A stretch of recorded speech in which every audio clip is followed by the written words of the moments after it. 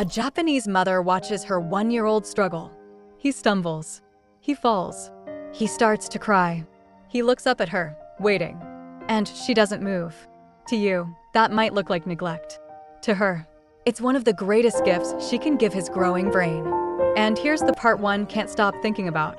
Japanese children consistently rank among the strongest in the world.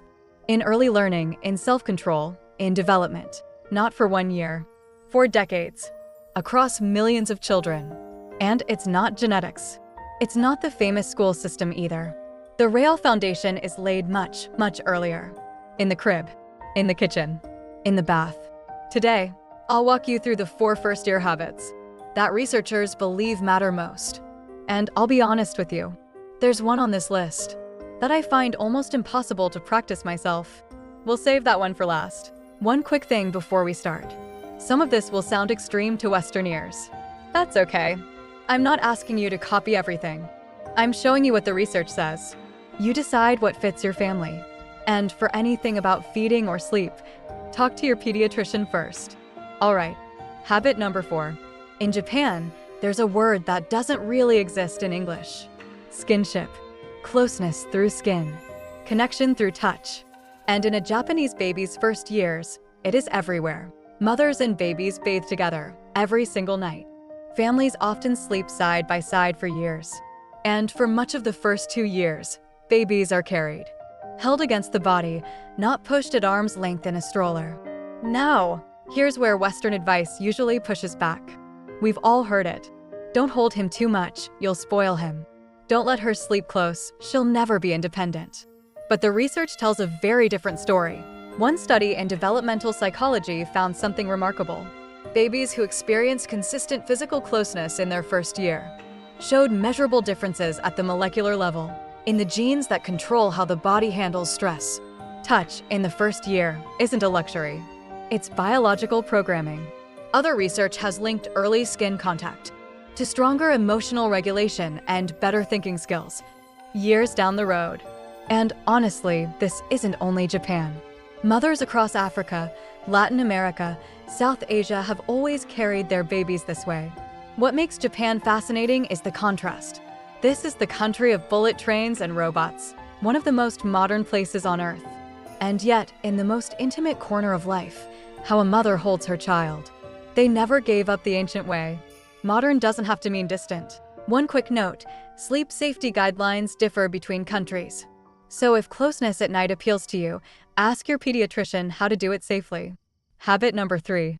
Real food early. Picture a Western baby's first meals. Bland rice cereal. Sweet apple puree.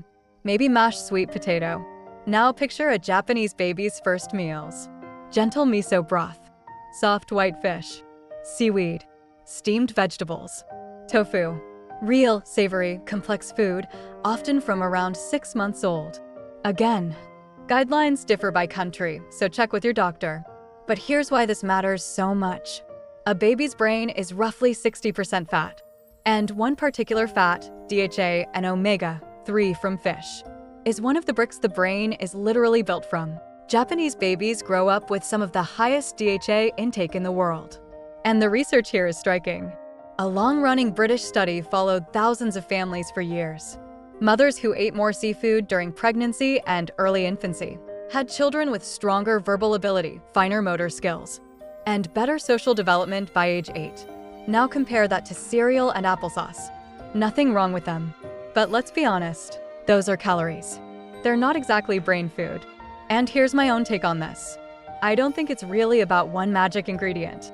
I think it's that a Japanese baby's very first experience of eating is real food. Salty, savory, complex, interesting. And that single choice shapes something bigger than the brain. It shapes the child's entire relationship with food for life. Habit number 2. They don't talk down. You know the voice. We all do it. That high-pitched, sing-song baby voice. Does baby want his baba? Yes, he does. In Japan, you hear something different. There's an approach called katera cake. Talking to your baby like they're already listening. From the very first days, Japanese mothers narrate life in full, normal sentences. They explain what they're doing while they cook. They describe the rain outside the window. They talk through the shopping, the laundry, the walk to the park. To an outsider, it looks odd. The baby can't answer. But inside that little brain, something extraordinary is happening. In one of the most famous studies in child development, researchers found that the number of words a child hears before age 3 is one of the strongest predictors of how they'll do in school years later. By kindergarten, some children had heard 30 million more words than others. 30 million. Now, let me be fair, because the science here has nuance. That warm, melodic baby-directed voice, what researchers call parentese, actually does help language development. The melody isn't the problem. The problem is the dumbing down. The 3-word sentences. The made-up baby words. Talking to a baby like they can't possibly understand. The Japanese approach keeps the warmth and drops the simplification. And of all 4 habits, this is the one I think about most. Because it costs nothing. No toys. No apps. No courses. You just talk to your baby like he's already listening. Because, and this is the beautiful part, he already is. Quick pause. Be honest with me. Do you do the baby voice? The full does baby want his Baba voice? Type yes or no in the comments. No judgment here. I just have a feeling it's about 95% of us. Okay, habit number 1. The one I told you about at the beginning. The one I find, honestly, almost impossible.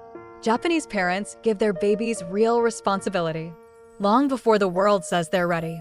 In Japan, there's a beloved TV show that's been running since 1991. Hajime no Atsukai. My first errand. Cameras quietly follow toddlers, some barely 2.5, as they walk through real streets to real shops alone, to buy something small for their mother. Western viewers watch it in shock. Japanese families watch it with pride. But the show isn't really the point. The point is what happens at home, every day, from the moment a child can walk. They pour their own water. They carry something from the shopping. They put their own little shoes away. At 2 years old, in the West, our instinct runs the other way. He's only 2. Let me do it for him. The Japanese assumption is flipped. He's already 2. Of course he can do it. And the research on this one is honestly stunning. A researcher at the University of Minnesota followed children for 25 years. Into adulthood. Careers, relationships, all of it. The single best predictor of adult success. Better than IQ. Better than family income. Better than the parent's education. Was whether the child had real household responsibilities starting at age 3 or 4. 3 or 4. Most of us are still spoon-feeding at that age. And I'll tell you why this one is so hard for me. Watching a small child struggle with something I could do in 5 seconds feels almost unbearable. Every instinct screams, just help him. But that uncomfortable moment, that exact moment, is the brain being built. That mother at the beginning, the one who didn't move, she wasn't ignoring her son. She was giving him the chance to get up on his own. And he did. So here's the truth underneath all 4 habits. The smartest babies in the world aren't being trained. They're being trusted, held close, fed real food, spoken to like full human beings, and given the dignity of doing things on their own. It's not a method. It's a way of seeing your child. And every single piece of it, you could start tonight. If one of these 4 made you pause, tell me which one in the comments. The touch, the food, the talking, or the trust. I read every single one. And if you want more of the quiet science behind Japanese parenting, subscribe to Mochi School. I'll see you in the next one.